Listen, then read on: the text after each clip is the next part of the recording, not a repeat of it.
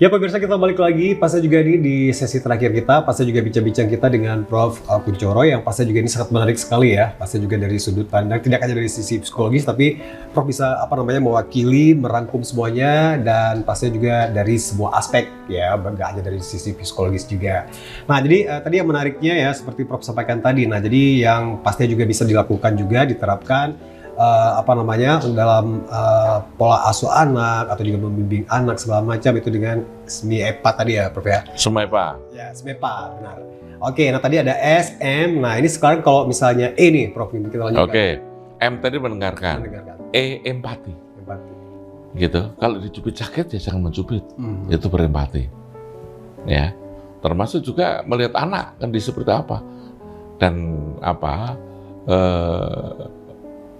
yang berikutnya adalah SM, E, empati, P, peka.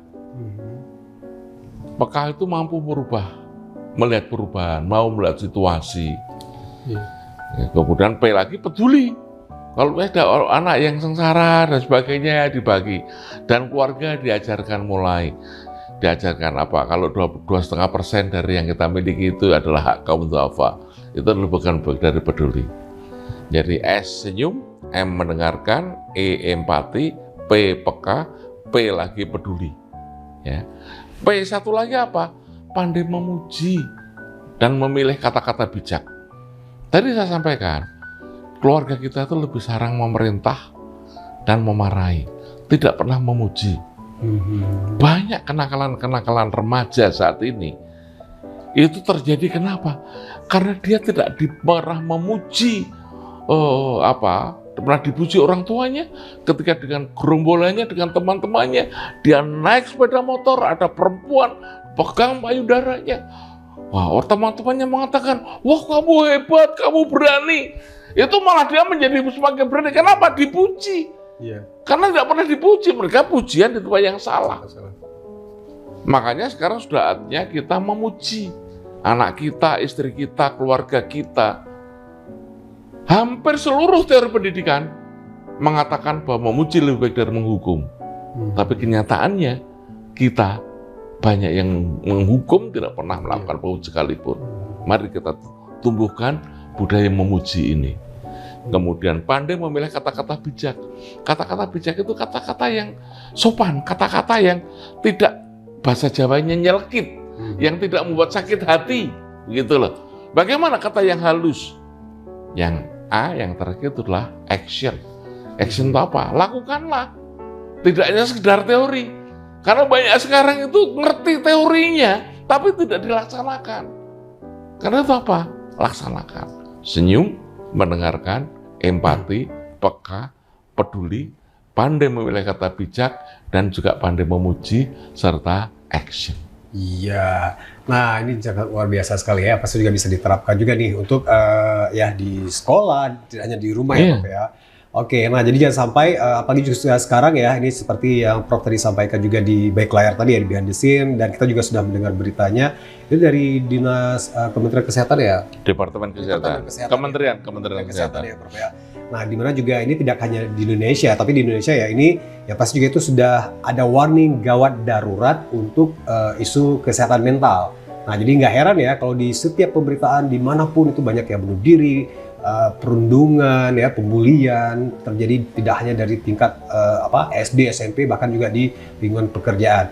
Nah, ini juga mungkin kalau dalam opini Profesor ya, gimana nih Prof fenomena dari krisis? Kenapa bisa terjadi seperti ini? Dan apa yang harus kita lakukan? Ya, oke. Jadi begini Mas, ini tidak bisa bukan hanya psikologi semata, tapi psikologi religius.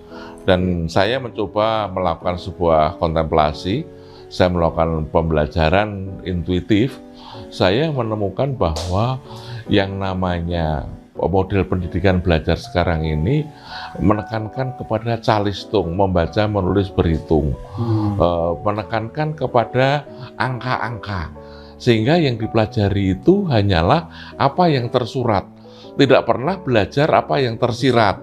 Padahal kita ngerti apa namanya intuisi, kita belajar juga tentang istilah-istilah rasa, karsa, dan sebagainya. Tapi ya cipta yang dikembangkan.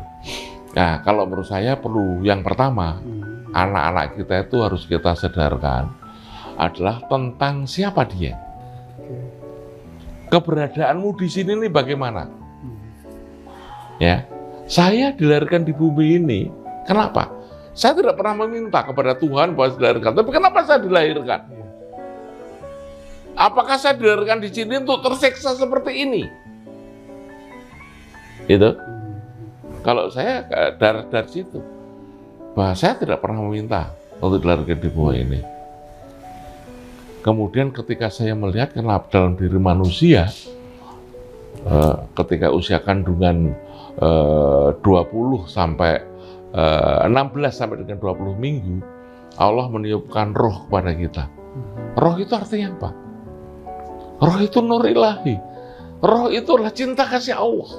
Lah, kalau dalam diri kita itu ada cinta kasih Allah, apakah Allah akan menyiksa kita? Kita itu dilahirkannya untuk disiksa? Kan tidak. Begitu loh. Karena itu apa? Tugas kita bertafakur. Apa? Mencari makna. Kenapa saya dilahirkan di sini ini? Banyak sekali makna di dalam diri kita. Orang Amerika, orang Barat mengatakan bahwa yang namanya bencana itu musibah. Hanya itu saja. Tapi kalau orang kita bisa memaknai bahwa bencana itu juga peringatan dari Allah. Bencana itulah ujian dari Allah. Sama dalam hal melihat kehidupan itu seperti itu. Saya kok selama hidup kok masih miskin. Kenapa? Coba kamu merenung. Tapi kalau kamu menjalani hidup itu dengan ikhlas, meskipun miskin, kamu itu bagi orang lain akan menjadi guru-gurunya mereka. Lihatlah itu keluarga itu. Miskin tapi hidupnya ikhlas, dia seperti itu. Artinya meskipun kamu menderita, kalau kamu mengenai itu, alhamdulillah, aku menjadi model bagi masyarakat di sini. Begitu. Atau kemudian mengatakan aku miskin seperti ini, model seperti ini, doa-doaku kabul. Artinya aku harus selalu menjaga mulut. Jadi tidak belajar yang ada sekarang ini. Tapi anak-anak kita diajari tafakur. Bukankah Rasulullah juga mengajarkan kepada kita untuk tafakur, bahwa tafakur itu lebih baik dari belajar yang lainnya. Dan kita ingatkan bahwa belajar itu tidak harus belajar membaca sesuatu keahliannya. Nabi Isa itu dapat menghidupkan orang mati, dapat menyembuhkan orang buta, tidak pernah dia belajar tentang itu. Tapi dia punya keahlian seperti itu. Nabi Muhammad bisa Isra Mi'raj, bisa melakukan seperti itu. Gitu. Nabi Isa, Nabi Musa dengan tongkatnya. Artinya apa? Ya, berarti ada cara belajar yang tidak seperti itu. Caranya bagaimana? Dengan perilaku kita berserah diri kepada Allah. Loh, bukan itu takwa. Begitu loh. Buat kita itu ditugaskan oleh Allah hanya bertakwa kepada Tuhan. Kan dalam diri kita ada roh, maka Allah pasti akan menolong kita. Iya. Itu kalau kita mau belajar seperti itu. Ya, nah pasnya juga ini sangat luar biasa sekali ya. Pasnya juga kita kembali lagi ke diri kita dan pasnya juga mendekatkan diri ke Allah Subhanahu wa Ta'ala, dan juga ya kembali lagi ke agama dan juga tafakur dan belajar ya, Prof ya. Oke, Prof, ini karena kita juga waktunya sudah di penghujung gelaran untuk IUB Talk Show kali ini. Nah, pasti juga banyak sekali sebenarnya yang pengen kita sharing-sharing juga ya.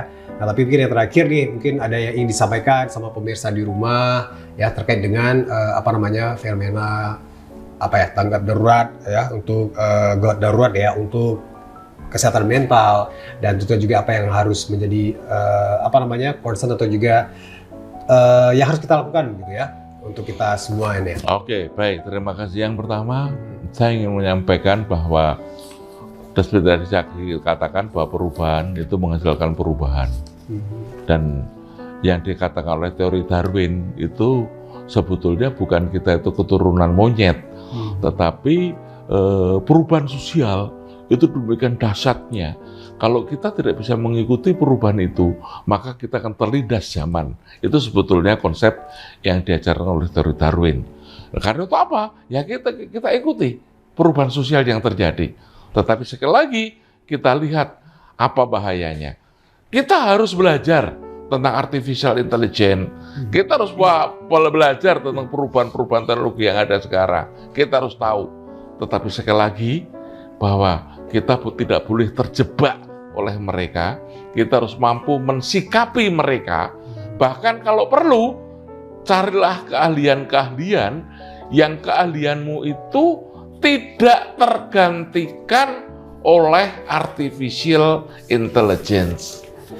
Dan kamu yakin, percaya diri bahwa sayalah yang membuat saya hebat. Caranya bagaimana? Berserah diri kepada Allah sebagai wujud keketuaan pada kita. Dan yang kedua adalah mengamalkan bahwa sebaik-baik manusia adalah bermanfaat bagi orang lain.